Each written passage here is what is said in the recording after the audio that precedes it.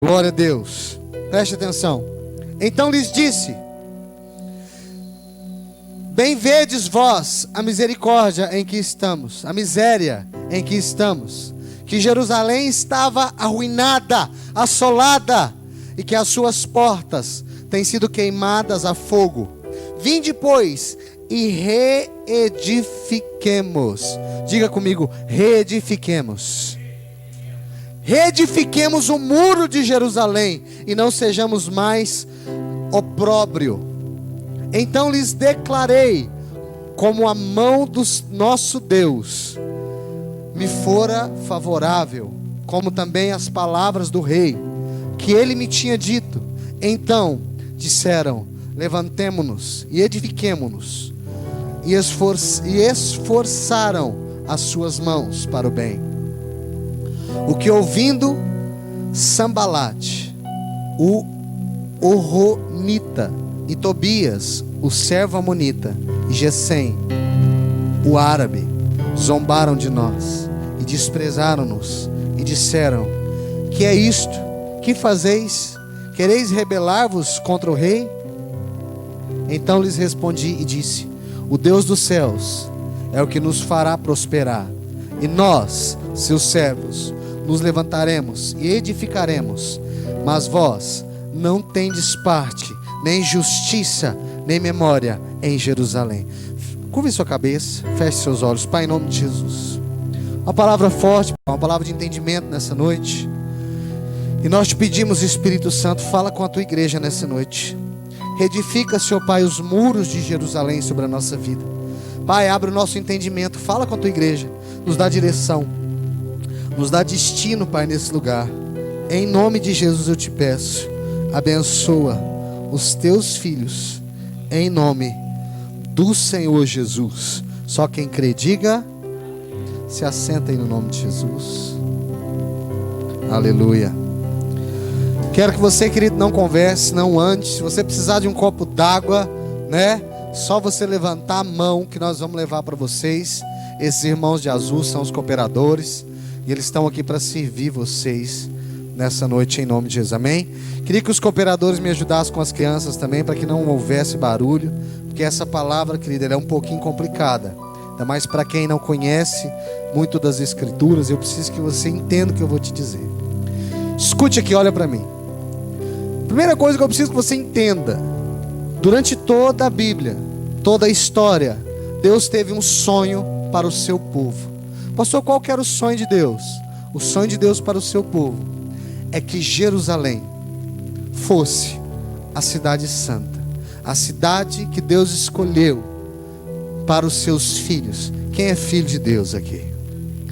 Então diga: eu vou morar na nova Jerusalém.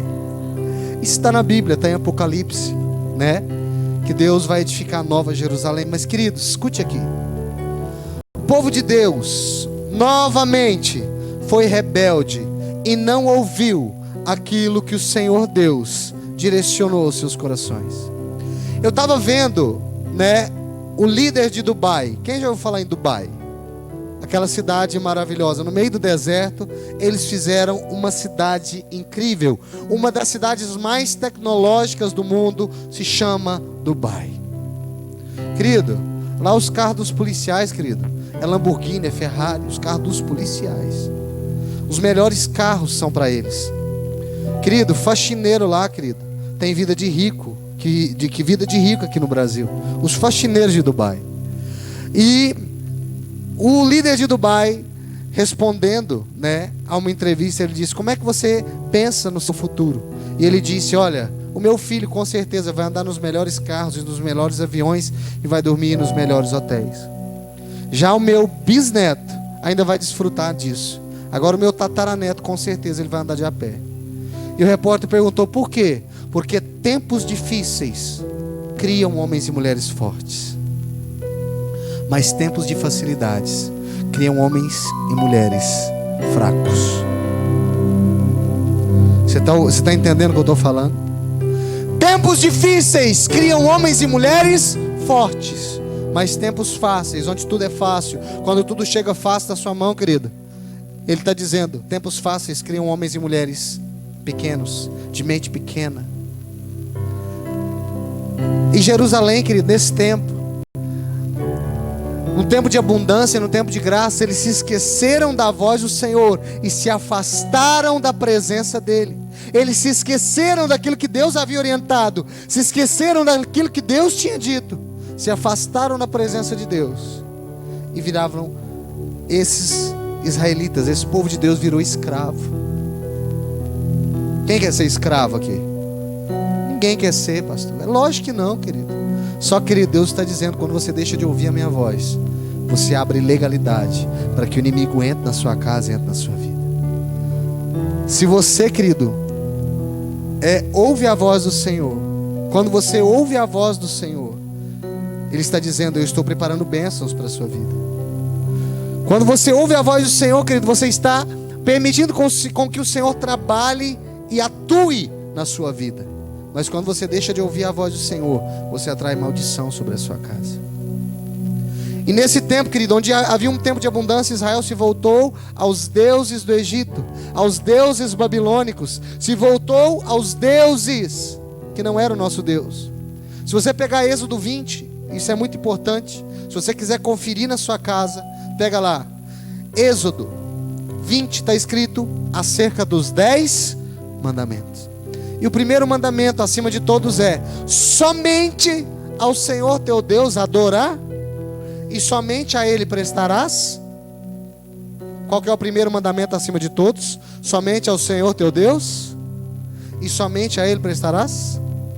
Por que, querido, que nós não adoramos outro Deus ou outra coisa? Aí depois ele vem completando, escute isso: não adorarás nenhum animal que há na terra ou nos céus, não adorarás os seres celestes. Já viu que tem alguns povos do passado, e esses povos já morreram, né? Os maias tinham isso. Eles adoravam o deus Ra, ou deus Sol. Quem já viu em filme isso? Os povos antigos adoravam o sol, a lua, as estrelas. Para eles tudo era Deus, as árvores eram Deus. Existe até uma deusa da natureza. Como é que é o nome dela? Agora eu vou esquecer o nome dela, meu Deus. Há uma deusa, até nos videogames tem essa deusa dos videogames, que ela é a deusa da natureza. Gaia. A deusa da... Isso não existe, querido. Para te falar, se você for na origem desses nomes, você vai ver, querido, que são tudo engano do inimigo, para fazer você desviar o seu foco. Querido, tem até Deus do amor, a deusa Íris. E não mudou não, querido. Até hoje tem esses deuses do amor, né? Tem até um povo aí que eu já fui visitar na casa deles. E eu cheguei lá, tinha um copinho com água e tinha um santinho de cabeça para baixo sendo afogado. Eu virei para essa pessoa e falei assim: minha irmã, me explica o negócio. Tá aí na igreja agora, eu te respeito, mas para que você está afogando o coitado do santo? Ah, pastor, é porque eu preciso casar. E você acha que afogando ele você vai casar? Primeiro, minha irmã, se eu fosse um santo, você me afogasse, eu ia trazer maldição para sua casa. Se eu tivesse poder para fazer isso. Então, querido, primeiro, é interessante que as pessoas têm coragem de afogar, né, aquilo que elas acreditam. Querido, brinca com Deus para você ver. Aqueles brincaram com Deus, querido. Sabe, John Lennon, ele disse uma frase interessante. John Lennon, ele disse o seguinte: que eles iam crescer, os Beatles. Quem lembra dos Beatles? Quem é da época dos Beatles? Os Beatles disseram o seguinte: nós vamos crescer tanto, mas tanto, que vão falar mais dos Beatles do que Jesus Cristo. Querido, os Beatles não se ouve falar mais deles, mas o nome do meu Jesus é ecoado em toda a terra, em nome de Jesus. Um jornal disse, no dia que o Titanic foi sair ao alto mar. Alguns dizem que é lenda, mas eu ainda creio, querido, num Deus que faz milagre. Não brinque com meu Deus, porque Ele é o Deus de toda a terra. Disseram assim: nem Deus afunda o Titanic. Querido, não precisou de Deus entrar no meio não, porque Ele só triscou na ponta de um iceberg e foi parar no fundo das águas. Porque, querido, de Deus ninguém zomba, de Deus ninguém brinca. E o Senhor diz no primeiro mandamento: somente ao Senhor teu Deus adorarás, e somente a Ele prestarás. Tem terras aí, na China, se eu não me engano, eles adoram a vaca. Eles não comem carne de vaca. Eles adoram a vaca. Tem até um vídeo na internet onde o povo chega na vaca, a vaca está lá, toda cheia de flor, cheia de rosa, mais bonita do que até uns irmãos que vêm na igreja, toda enfeitada. Credo, irmão, você está mais feito que uma vaca, Deus me livre. Irmão, toda enfeitada a vaca, o povo deitava no chão, a vaca ia, pisava em cima, e eles saíam. Pegava na cabeça da vaca e fazia assim. Querido, tem gente adorando a vaca mais do que adorar a Deus. E quem criou a vaca foi Deus, querido. E para eles a vaca é um Deus. E o Senhor está dizendo: não adorarás nada do que há nos céus, na terra ou debaixo da terra, mas somente ao Senhor teu Deus adorarás, e somente a Ele prestarás culto. Primeiro mandamento dos 10. Mas não foi para isso que eu estou te dizendo. Está ali, ó, as reconstruções do muro de Jerusalém. Deixa eu te contar quem é Neemias. Neemias, querido, era um grande homem, famosíssimo. Sabe o que ele fazia? Ele era copeiro. Sabe o que o copeiro faz? Serve bebida para os outros. Querido, dentro de um palácio, você entra lá, você fala: eu quero falar com a pessoa mais importante do palácio. Você por um acaso vai procurar o copeiro do palácio? Querido, você nem sabe quem que é o copeiro. E Neemias era o copeiro do rei. Ninguém conhecia Neemias. Essa palavra que é uma palavra forte. Você precisa tentar concentrar para você entender o que eu preciso te dizer nessa noite. Ei, Neemias era o copeiro do rei. Neemias, ele não fazia nada. Ninguém conhecia Neemias. Segura os irmãos, eles estão explodindo da cadeira. Ele não era ninguém. Só que, querido, quando Deus quer te chamar, querido, não adianta, querido. Ele vai te chamar onde você estiver. Você pode ser faxineiro, você pode ser copeiro, você pode ser quem for. Quando Deus te escolhe, querido, não adianta. Não importa quem te rejeita. Quando Deus te escolhe, acabou. Deus vira para Neemias e fala: Neemias, o meu povo pecou contra mim. Por que pecaram? A sua cidade foi destruída. Jerusalém estava em ruínas, querido. Ninguém morava lá. Ninguém estava em Jerusalém. A cidade estava destruída, arruinada. Deus vira para o copeiro, fala: copeiro, vem aqui. Eu vou te levantar com mão forte, e você vai reconstruir a minha cidade, porque eu, Senhor, vou fazer de você um grande homem para fazer a diferença nessa terra. Mas você podia pensar: pastor, mas Neemias é um copeiro. Pastor, Neemias não é ninguém. Querido, eu vou te dizer, às vezes eu e você podemos não ser ninguém aos olhos dos homens, mas aos olhares de Deus nós somos poderosos. Porque Deus te escolheu para ser filho, querido, e te chamou pelo nome para fazer a diferença. E aí, Neemias como copeiro, querido, o rei viu que Neemias estava triste. Apesar de Neemias ser só o copeiro do rei, o rei tinha um carinho por Neemias. Porque, querido, quando Deus quer te abençoar, querido, até pessoas importantes vão começar a ter um carinho sobrenatural sobre a sua vida. Até pessoas importantes vão olhar para você e vão falar: esse homem é de Deus, essa mulher é de Deus, esse homem vai fazer a diferença, essa mulher vai fazer a diferença. E aí o rei vira para Neemias e vê que ele está triste. Faz cara de homem triste.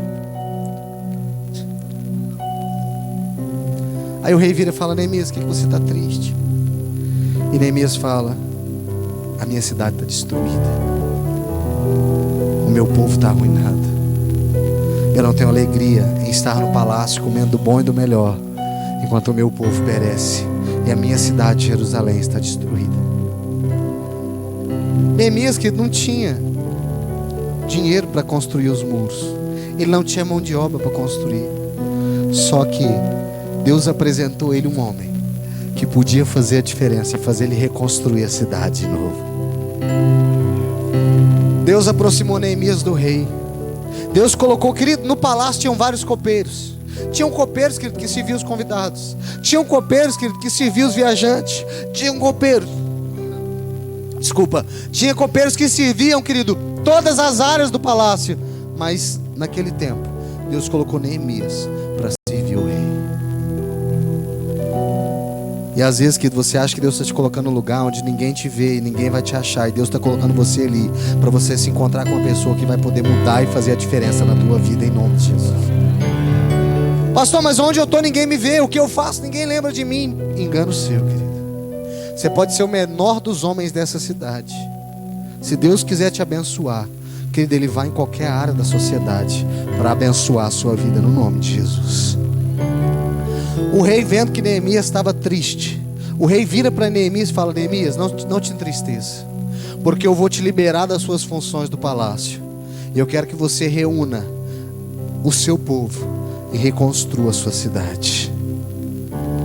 E ele fala: mas rei, eu não tenho condição. Rei, eu não tenho dinheiro para levantar os recursos para construir os muros. Como é que eu vou fazer, rei? Não adianta o senhor me liberar. E o rei fala: eu não só estou te liberando, como eu estou te dando toda a condição para você reconstruir a sua história, a sua casa, a sua família.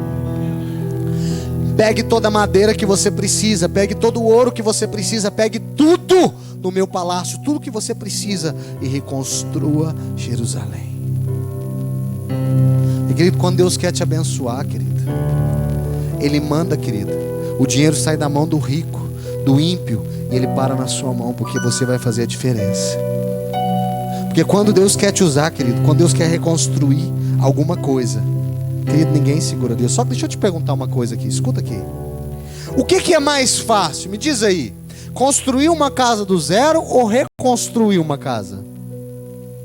O que é mais difícil? Construir uma casa do zero ou reconstruir uma casa? O que é mais difícil? Reconstruir. Por quê? Porque, querido, você vai ter que desmanchar umas coisas, limpar o que está sujo. Agora, se você vai construir do zero, querido, é fácil. É só seguir as etapas, a casa está pronta. Agora, quando você vai reconstruir, reformar, querido, você gasta às vezes mais que construir uma casa. E aí, querido, Deus precisava de homem valente. Deus precisava de homem que não fosse, querido, sabe, acomodado. E quantas das vezes eu e você estamos acomodados com o que a gente tem? Quantas das vezes eu e você estamos acomodados? Sabe, querido, tem, às vezes, tem gente que já ouviu falar no crente domingueiro? Tem dois crentes que eu acho interessante. Tem o crente 6 horas e tem o crente domingueiro. Pastor, qual que é o crente domingueiro? É aquele crente que vem uma vez na semana na igreja e acha que tá bom, fez seu compromisso com Deus. Querido, Deus não te chamou para passear na igreja, Deus te chamou para ter compromisso com Ele, com a casa dele. Deus te chamou para ter intimidade com Ele. E tem o crente 6 horas. Pastor, como é que é o crente 6 horas? Ele te vê na rua: ô irmão, Pai Senhor, cara, onde você está indo agora? 7 horas? Igreja. Para onde? Igreja. Ah, então você ora lá para mim? Não esquece, não, 6 horas para mim. Esse é o crente 6 horas. Ele vira para todo mundo e fala: ó, 6 horas para mim, 6 horas para mim. Mas ele mesmo não ora para ele. Ele mesmo. Ele mesmo não busca, querido. Ele mesmo não busca a presença de Deus, não busca, querido. E Deus não está buscando gente assim. Deus está buscando gente inconformada com a sua situação, que fala: Senhor, a minha casa não vai entrar na ruína. Pai, a minha casa não vai cair por terra. Pai, os meus filhos não vão ficar na mesma situação. Os meus filhos vão se levantar. O meu marido vai ser uma bênção. A minha vida sentimental não vai continuar dessa maneira, mas eu vou ser vencedor em nome de Jesus. Mas, querido, não adianta, querida. Você tem que se posicionar. Não adianta, escuta aqui, olha para mim. Não adianta você vir na igreja só por vir. Chega na sua casa, querido, sabe o que acontece? Na maioria das vezes, pessoas conformadas falam que sempre a culpa não é delas, é dos outros. Como assim, pastor? Vou te falar. Fulano está desempregado, vem cá, você está desempregado. Aí eu viro para ele e falo assim: você está desempregado? Já distribuiu currículo? Já, mas ninguém dá emprego para mim. A culpa não é dele, a culpa é dos outros que não dá emprego para ele. Meu pai falava uma coisa interessante: para quem quer trabalhar de verdade, emprego não falta não. Porque se você quiser realmente trabalhar, querido, você vai fazer bombom, vai vender chocolate na rua, mas você não vai ficar assim não. Para de jogar a culpa nos outros, querido, assuma a sua responsabilidade. Fala assim: ó, a culpa é minha. Mas o problema da humanidade é esse. Lembra que eu li Adão e Eva? Quando Adão e Eva estavam no jardim, Deus vira para Adão e fala assim: Adão, cadê você? O que você fez, Adão? Aí Adão, a primeira coisa que ele fala: não, Deus, não fui eu não, foi a mulher que o Senhor me deu. Pera aí, Adão, mas você não comeu a fruta? Comi. Você não é o homem, você não é a parte forte da sua casa? Sou. Onde você estava quando a serpente se aproximou da sua mulher e você não estava para proteger ela? Porque tem muita gente que vira para mim e fala assim: não, pastor, a culpa é da mulher, porque ela comeu a fruta. Ah, é? E onde estava o marido na hora que precisava defender a esposa da serpente? Porque muitas das vezes que nós queremos jogar a culpa nos outros. Ah, vou na igreja hoje não. Por quê? Tem ninguém para me buscar. Tem perna, não? Ah, pastor, eu moro longe. Querida, Se você quer mesmo buscar a presença de Deus, nada segura você. É interessante que às vezes na época da exposição não fica longe, porque a exposição fica fora da cidade. E às vezes para você ir na exposição de a pé, não, de boa. Vou de salto alto ainda, ó. Tranquilo. Quê? A minha bota zero. É isso. Você acha que eu comprei esse chapéu caro, vou ficar na minha casa? De jeito nenhum, vou lá, ué. Mas às vezes para ir no que não presta, você tem condição e tempo. Mas para buscar a Deus, você não prioriza Ele. E aí, querido, Neemias vira e ganha tudo do Senhor. Ele fala: nós vamos reconstruir a nossa cidade.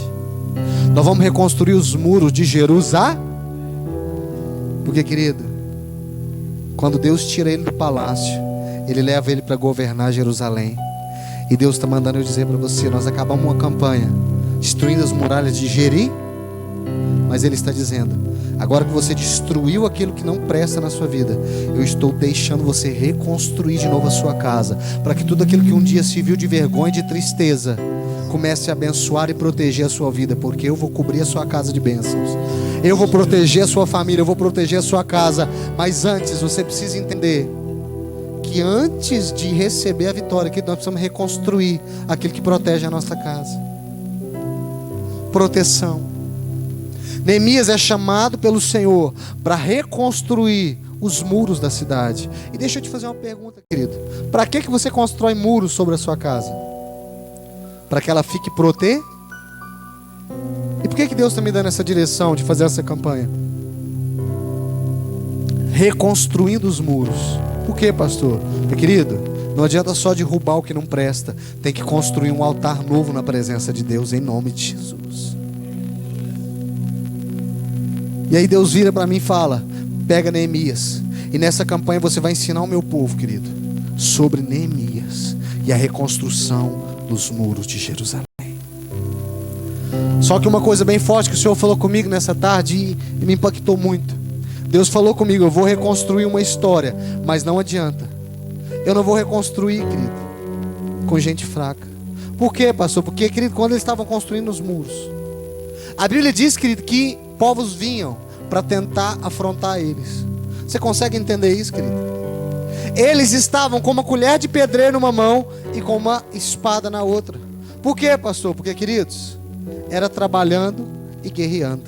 Trabalhando e guerreando. Porque, querido, deixa eu te falar uma coisa: não adianta você pensar que vai vir na presença de Deus só para receber bênção. Não, que Deus está te chamando para batalha. Deus está te chamando: levanta em oração pela sua casa, levanta em oração pela sua família, levanta em oração pelos seus filhos. Não para. Você está reconstruindo, mas está batalhando. Quem está entendendo o que eu estou falando, em nome de Jesus? Querido, não é só vir na igreja, querido, é tomar uma posição de batalha. Não é só reconstruir, é você batalhar, é buscar a presença de Deus, querido, até que não haja mais nada a não ser, querido, estar na presença dEle.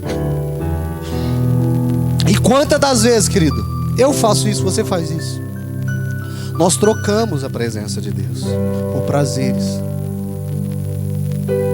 por coisas, por pessoas.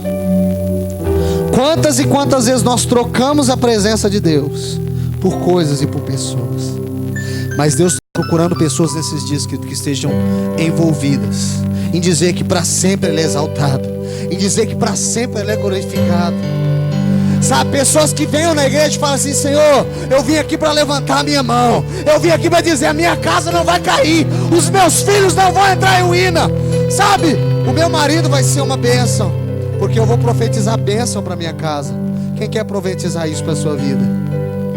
Mas, querida, posicionamento.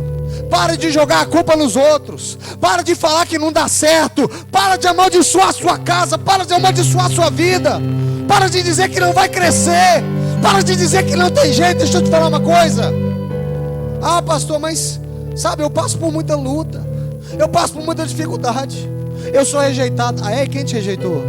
Porque se for os homens que te rejeitaram, quer dizer que tem um Deus no céu que não te rejeita, querido.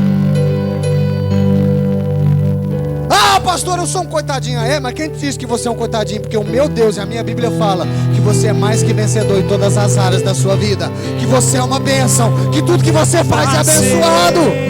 Levanta a mão então, profetiza isso. Diga para sempre. Para sempre adorado és, para sempre Ele vive, ressuscitou, para sempre, sempre, para sempre. O quê? Exaltado és, para sempre adorado és, para sempre Ele vive, ressuscitou,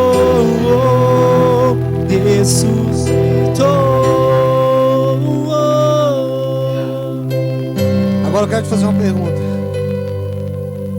Com o que se constrói muros? Com o que se constrói muros? Com o quê? Só que naquela época eles construíam os muros com pedras. Por quê, pastor? Porque, querida, as pedras simbolizam cada um de nós. Eita. E você já viu que uma pedra Jesus, querido, Ele é a rocha principal de toda edificação. Você sempre coloca uma pedra maior embaixo, que vai ser o alicerce, que vai ser a estrutura. Hoje mudou. Nós tivemos o conhecimento de inventar o cimento, e hoje nós fazemos casas, edifícios enormes com ferragem e cimento. Mas na época de Neemias, ele construía os muros com pedras. Diga pedra.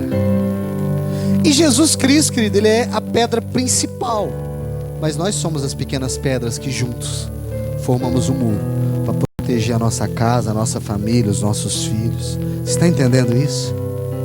Só que já viu, querido, que tem umas pedras diferentes? Tem umas pedras que elas é mais chatinha. Tem umas pedras que elas é mais gordinha. Tem umas pedras que elas é lisinha. Mas tem umas pedras caroquenta, tem, não tem? Assim sou eu e você, querido. Tem pedra de todo jeito. Tem umas pedras que é lisinha, você passa e fala, nossa, coisa lisa, né? Essa pedra lisa, eu assemelho ela que as pessoas fáceis de lidar. Lisinha. Onde você joga, já viu? Quando nós vamos brincar na água, quem já foi em rio, represa aqui? Pega aquelas pedras lisinhas, você joga na água, ela sai. A pedra lisa, às vezes, ela faz alegria de todo mundo. É alguém que você chega triste. Ao que você olha para uma pedra lisa, você já... Não sei porque, só de chorar dá vontade de rir. Aí você vira e fala, por acaso tem cara de palhaço? Tá vendo? Aí você faz eu rir só de conversar com a gente. É as pedras lisas. Mas tem aquelas pedras caroquentas. Só de pegar nela parece que ela te espeta. De quem já pegou pedra assim? E é assim, querida. Na presença de Deus a gente tem que saber lidar com todo tipo de gente. Com as pedras lisinhas e com as pedras caroquentas. Só que nós precisamos aprender a lidar uns com os outros. Por quê, pastor? Porque, querido, é a união das pedras. Vem cá. Levanta aí, Edilson, vem cá. Fernanda, corre aqui. Corre com essa água aí, vem cá. Em nome de Jesus.